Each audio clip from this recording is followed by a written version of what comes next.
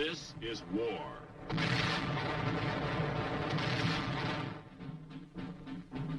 War and its masses. War and its men.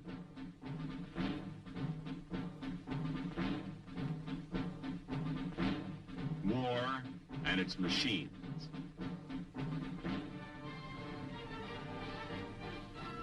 Together they form the big picture.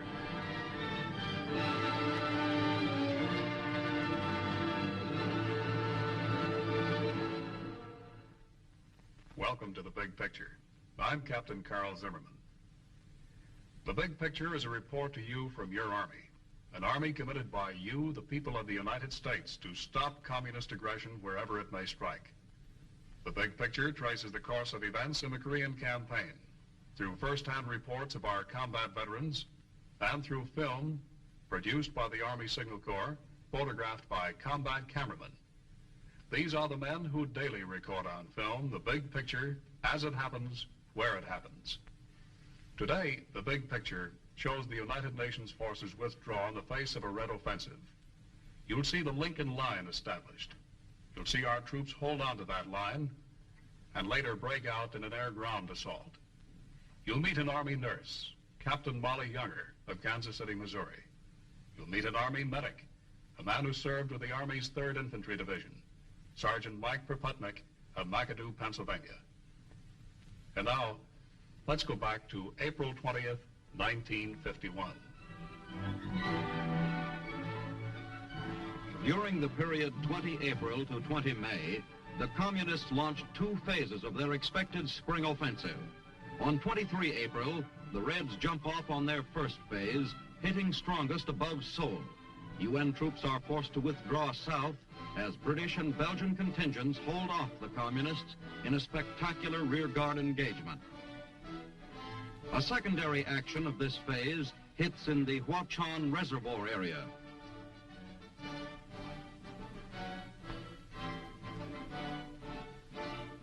By 30 April, UN forces cease their withdrawal and set up the Lincoln Defense Line a few miles north of Seoul.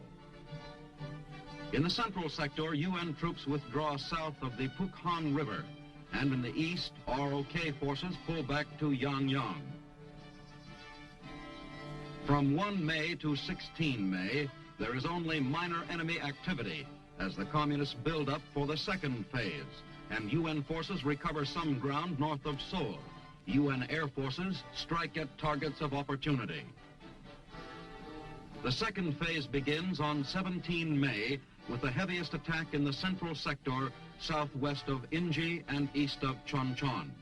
Heavy casualties are inflicted on the Reds in this area. On 20 May, the UN forces shorten their line north of Seoul, strengthen positions in the central sector, and move to plug a gap caused by the collapse of 2 ROK divisions.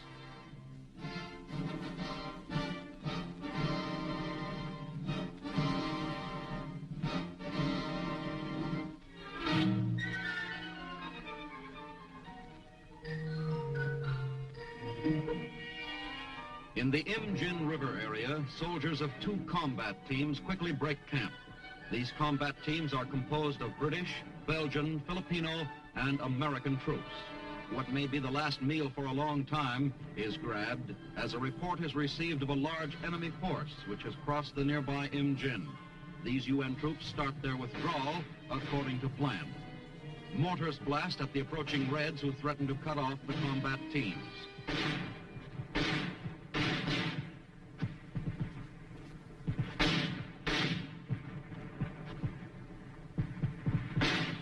The withdrawal starts south, down the main highway that passes through Wijeonbu to Seoul. Hit by an enemy shell, this UN truck tractor burns. Due to machine gun and mortar fire from infiltrated enemy troops, the convoy halts. Men take cover and wait until the way has been cleared.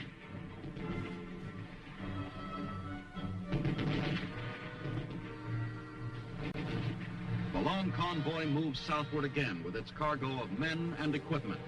The communist offensive was expected, and nothing of use is left behind.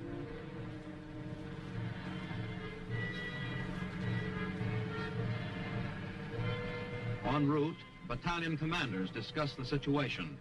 In Weijianbu, a sign aptly states the result of war's devastation on the town. Tanks and trucks race through the battered town to pick up units of the combat team, which are redeployed in new defense line south of Weijianbu. Later, a battalion of infantry plods wearily through the rice paddies. After fighting off the Chinese all through the night, they slog through the pelting rain to new defensive positions. Their fatigue is apparent in every step. A little more water doesn't seem to matter much as they wade a swollen stream.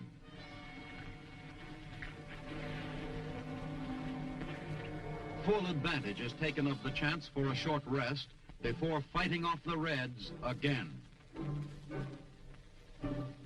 Rain-soaked troops hold rearguard positions covering the withdrawal. This is the third major Red offensive of the conflict.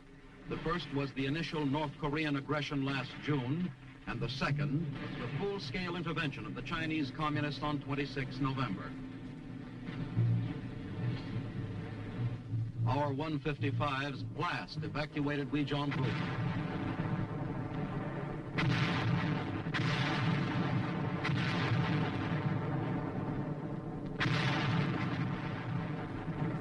Withdrawal continues as UN firepower takes a terrible toll of Chinese. Further south, nearing Seoul, the last UN vehicles cross a bridge south of Yapyong. Men of an engineer battalion pour gasoline on the bridge, which has also been mined with TNT.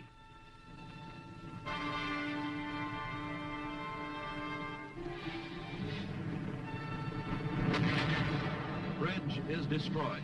Communist human sea tactics against our superior firepower is costing them dearly for each mile they advance. This was Korea in April and May of 1951. A bit later, we'll return to the riflemen in action. But first, we want you to meet an Army nurse who saw duty in Korea. She's Captain Molly Younger of Kansas City, Missouri. And Molly served with a frontline surgical team. Now, how did this team operate? What did it do? The 8076 Mobile Surgical Unit, activated in July, sent to Korea and assigned to the 24th Division. And there they were about 10 to 18 miles below the clearing company. As the first aid men picked up the casualties, gave them first aid, sent them to the clearing company, and from the clearing company were sent to our unit, the Mobile Surgical Unit, for further treatment. Now, this is the first time that a wounded soldier was given definitive treatment this close to the front. Is that right? That's right. It certainly must have saved a lot of lives, Molly. Yes, it did. And after the treatment at our hospital, they were evacuated by trained helicopters and ambulances to the evac hospital, which was at Busan at that time. And from Busan, they were sent to Japan and then to the States. Now, how many months were you in Korea, Molly? 6 months. Well, certainly in that time you moved around a great deal, didn't you? How did you get around? Well, we had 32 vehicles assigned to the unit, and most of our trips was by convoy. Well, how many of those were ambulances? Well, we had 14 ambulances. That's right. Well, how about the weather in Korea? You saw a lot of different temperatures. Yes, in the beginning it was a little hot. Of course, we didn't have time to think about the heat at that time. And later on, though, it was getting a little bit cold. A little bit too cold for some of us, but we remedied that situation, too. Mm-hmm. Well, Molly, did these extreme temperatures hurt your operations any? Well, the heat didn't hinder anything, but the cold, due to the fact that we're set up in tents in these buildings that were not heated. We did have some oil stoves that we tried to set up and work under those conditions. Mm-hmm. Well, Molly, when did the surgical team see its roughest action in Korea? Well, I'd say right in the beginning. In July, August, and September. When we sustained a lot of losses, didn't we? Yes, and there were long hours of duty for all of us. We worked from 18 to 24 hours, 36 hours, round the clock. This was the whole crew? The entire crew stayed on. And well, how many operations could you do at one time, Molly? well, our first setup there, we could make good use of our 6 tables. We had 6 operating room tables, and they were in full swing at all times. And patients were taken care of as soon as they came in. And we had 3 anesthetists, and some of us could hold down 2 or 3 tables at a time. That was your job. You handled That's the right. anesthesia, right? That's right. Well, Molly, certainly there are a lot out there, a lot of girls watching this program who we would like to see become Army nurses. Now, this is your opportunity to talk to them, Molly. There they are. Yes, we need nurses, and very badly, especially nurses with critical MOSs, specialties. There's the NP, MOS, the surgical, and most of all, anesthetists. Well, Molly, we're asking for nurses, asking these girls to join you in being an Army nurse. We're not doing what the Army used to do and say, join and see the world. In fact, we've given them a pretty rough picture right here. But I think more important than anything else is the fact that you get a great deal of satisfaction out of your job, don't you? Yes, we do. We save lives, and can't think of anything more important than to save lives. Right, Molly. We certainly can't either. Well, now, you told us a few moments ago that when you received these wounded men, the only treatment they had received was from the frontline aid man, right? That's right. Well, how was that treatment? Well, it was really remarkable, considering the circumstance. They had applied the treatment, administered the treatment. They used the improvised a lot of times, the tourniquets and splints, and used string and rope and everything else for tourniquets, in fact. But they all carried their sulfa packs, and that was the first initial treatment. Well, Molly, a little later in our program, we're going to meet one of these medical aid men. But now, let's go back to the action in Korea, April and May of 1951. At the end of the first week of the Communist Spring Offensive, Allied units withdraw to defensive positions north of Seoul. In the western sector, where red pressure is heaviest, trucks loaded with troops move rapidly south. UN forces have broken contact with the enemy all along most of the front. As soon as defending forces have taken positions behind the Lincoln Line, final line of defense between Uijeonbu and Seoul, engineers plant an extensive minefield. The anti-tank mines are armed as the field is completed. Anti-personnel mines will also be laid. To augment the minefields, barbed wire entanglements are constructed by the engineers. Working quickly, the wire is strung and stretched taut. A 75-millimeter recoilless rifle covers the valley which the Reds must cross to reach the Lincoln Line. Observers of an ROK division use this high point to advantage and keep close watch on the opposing hills. Artillery is called for to give relief to a UN tank column under enemy fire in the valley.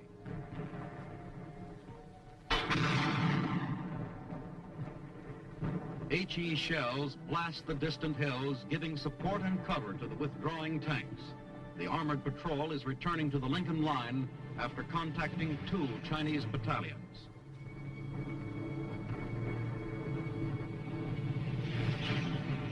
A tank nudges a Korean hut aside to clear the field of fire for a roadblock. As Allied forces retire behind the Lincoln Line, tanks are put into use as defensive weapons.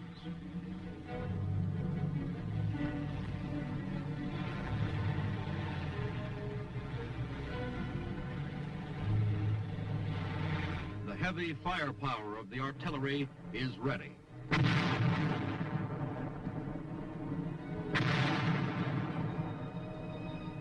Tanks wait in emplaced positions to add their forceful punch. In the heart of Seoul, on the grounds of the Capitol building, 155 howitzers fire a sharp warning at the advancing Chinese.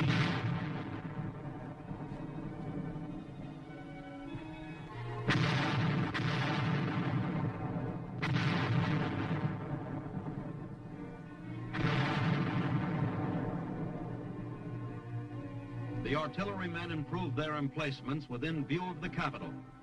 Although earlier the South Korean government warned the populace to leave, almost 500,000 remained in the city, showing confidence in our ability to hold despite the growing menace of the Red advance. The government was finally forced to order the evacuation. Only then did the people leave. The UN troops remained on the Lincoln Line to write the next chapter in the defense of Seoul.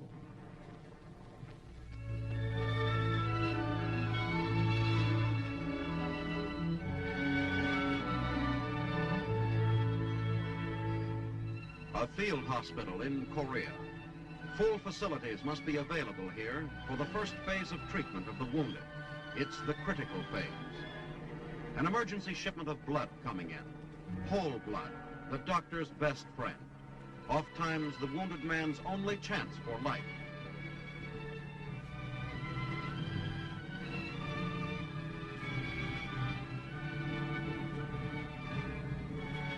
Donated in New York or San Francisco or St. Louis, typed, stored, and shipped with the strictest scientific care, it's here where it's needed. After first aid treatment at an aid station, wounded men are brought to the field hospital. Here they are given only the necessary treatment to put them in shape for speedy evacuation to a base hospital where every benefit of modern medicine and surgery is available.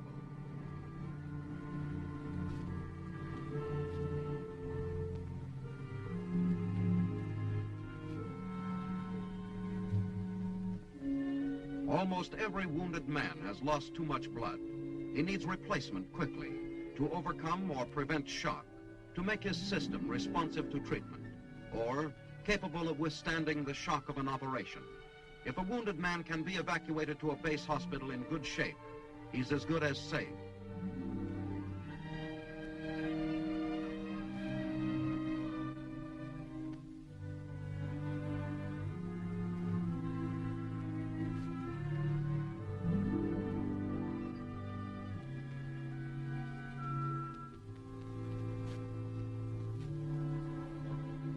Drop by drop, a young man's precious life is saved for his loved ones, for his country.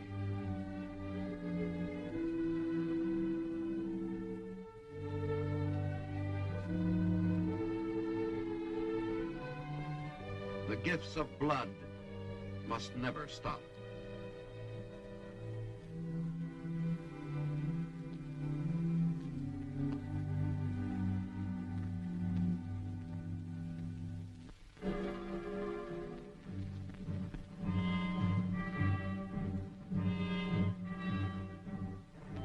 Troops of the UN forces move along a barbed wire barricade on a ridge near the town of Tokso, part of the line of defense against the communists in this sector. As further determined to the mass assaults of the Chinese, an anti-personnel minefield is planted just beyond the UN-held line. Tripwires are adjusted from the stakes to the mines, which have an effective danger radius of 75 yards.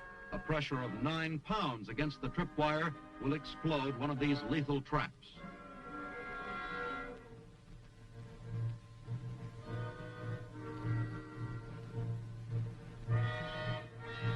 Until the field is completely sown, each wire is marked by a lightweight plate. On the road bordering the minefield, tanks and infantrymen of a recon company survey the defense line.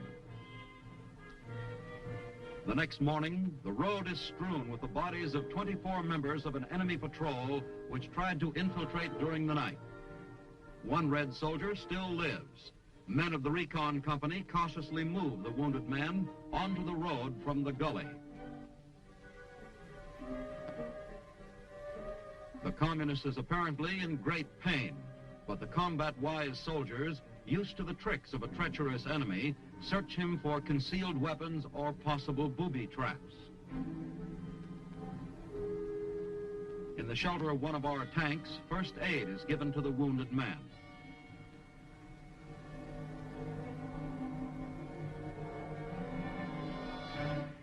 From a vantage point atop a hill, a machine gunner watches the valley below as his assistant adjusts his fire through a BC scope.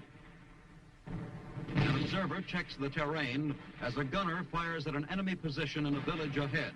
Smoke rises from the battered town. Troops of the United Nations maintain their vigilance and refuse to give up ground to the communist hordes without exacting a heavy toll for every foot of ground.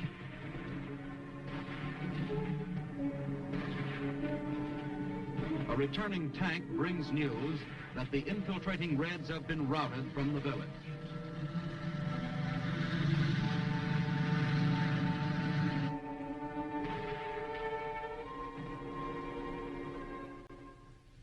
We'd like to tell you about a very important part of our big picture, the frontline aid men. These are the men who so often are saluted by the men they serve, the riflemen, for the work they do in caring for our wounded under fire, many times while they themselves are hit. Here's Sergeant Mike Preputnick, who saw duty with the Army's 3rd Division in Korea.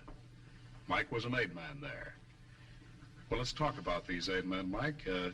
You travel right with the rifle company, don't you? That's correct. There's 4 aid men and a litter team along with the rifle company. We go and attack and take care of the wounded and evacuate them as soon as possible. How about the terrain over there? That makes it a little rough for the evacuation, doesn't it? It does. We look over the terrain before we go in and find the quickest way possible for evacuation that can be done. Well, how do you get them off these hills, Mike? Well, we have these Korean litter bearers, civilians, and they can move out a lot faster than we can. They know the terrain also. They know how to climb those hills? That's correct. Well, now, what equipment do you have with you to treat these wounded men? Well, we have a first aid kit, which handles emergency treatment along with the company. This is it right here. And this is it right here. And with it, we've got the first aid packet, which each soldier uses, which he carries with himself, so they can. This is right on his belt, every combat soldier. And we've got the triangle bandage, which can be used as a sling, or it can be used for anything else if necessary. Mm-hmm. And then we've got the compressed bandage, which we use on larger wounds to cover areas which the first aid packet don't cover.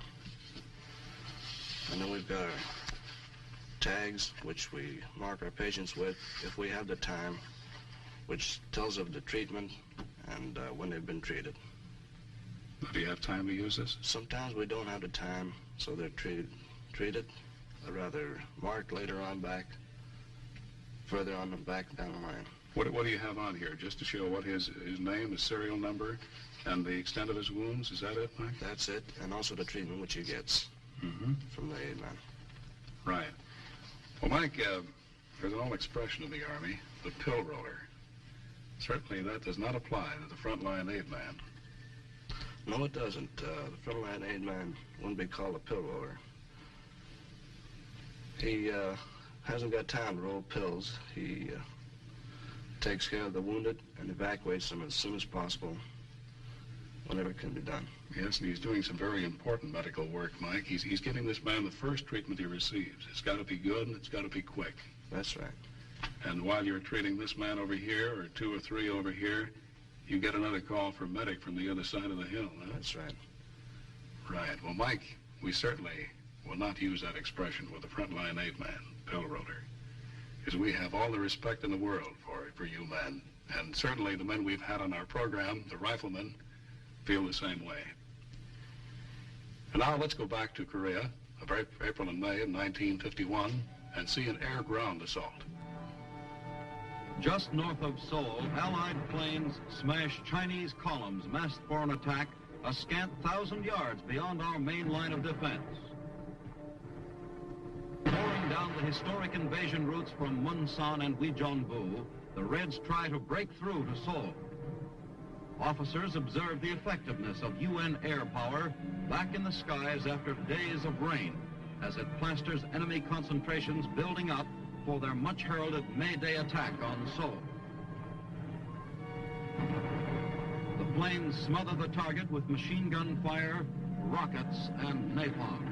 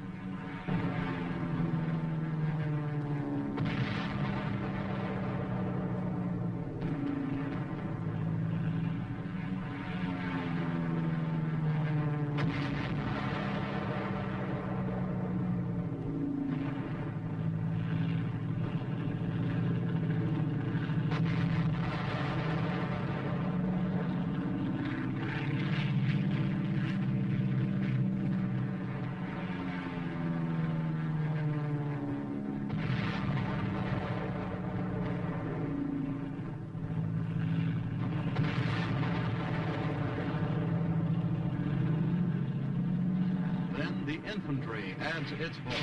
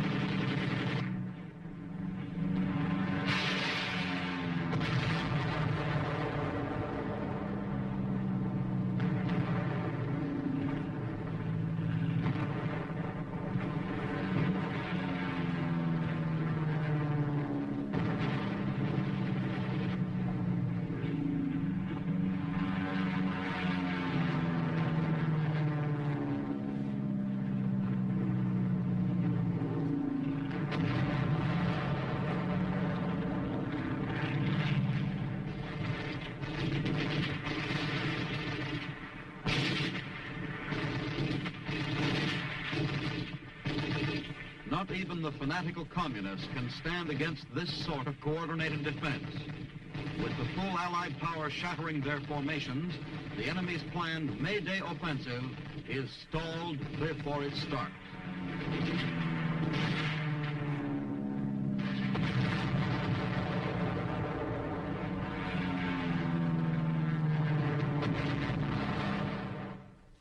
Those are the events that comprise the big picture from April 20th to May 20th, 1951.